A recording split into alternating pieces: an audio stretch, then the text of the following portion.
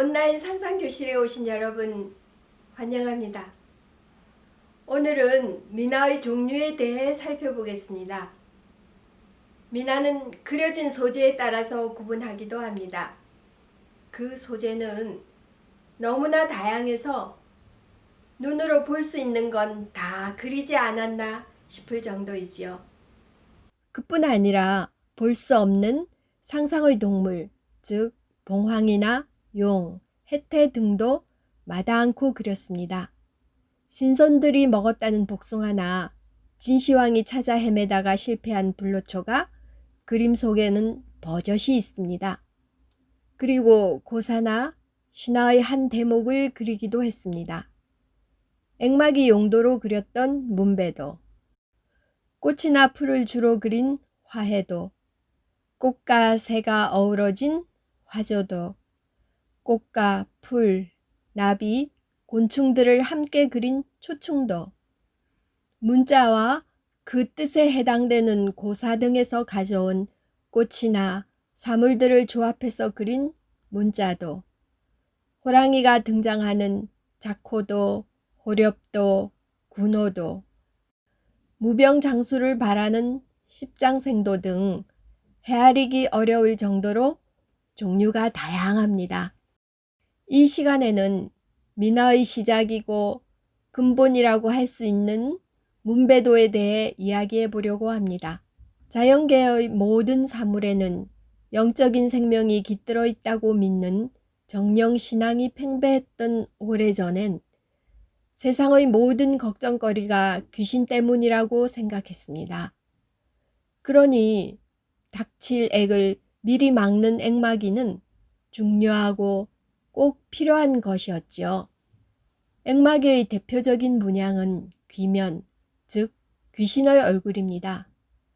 아니, 귀신을 귀신으로 막는다고요? 그 발상이 어야히 생각되기도 하지만 잡스러운 귀신들을 더 힘이 강한 선한 귀신으로 방패삼아 막아보겠다는 것이지요.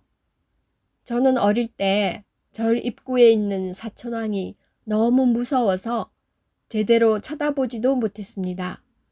어쩜 그렇게 무시무시하게 표현해 놨을까요? 그 발밑엔 꼼짝 못하고 잡혀있는 악기가 있지요. 그와 같은 의도였던 것입니다. 그럼 무엇이 기면으로 형상화되었는지 궁금하시죠?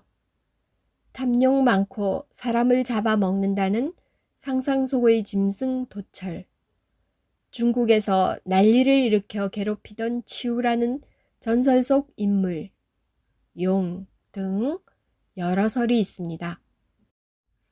그것이 무엇이든 귀면의 다양한 도안은 삼국시대부터 조선시대까지 이어지면서 회화, 조각, 건축, 공예 등에서 폭넓게 활용되었습니다. 통일신라시대의 대표적인 액막이는 처용입니다. 삼국유사에는 처용은 신라 헌강왕 때의 우리나라 귀신이다 라고 나옵니다. 용의 아들 처용은 임금을 따라 서울에 와서 예쁜 아내와 관직도 얻습니다.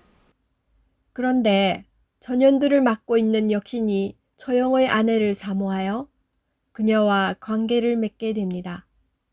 이때 우리가 학창시절에 배웠던 향가, 처용가가 나오는 거지요.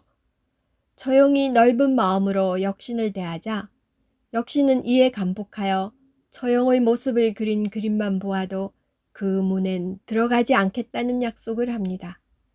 이후로 사람들은 처용 그림을 문에 붙여 역신을 물리쳤답니다. 이렇게 귀천의 구별 없이 신라인이 사용했던 처용 그림이 미나의 실질적 시작이라고 보고 있습니다. 조선시대에는 처용 문배와 함께 용호 문배도 유행합니다.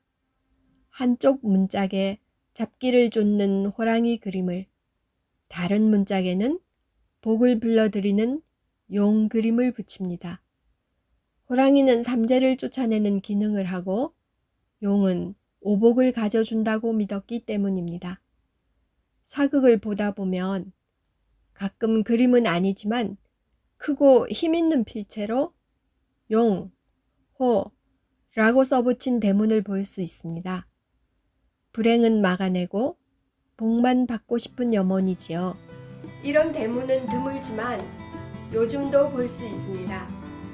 여러분 가정에도 복만 찾아오길 바라며 다음 시간엔 미나를 어떻게 읽는가에 대해 이야기해 보겠습니다. 감사합니다.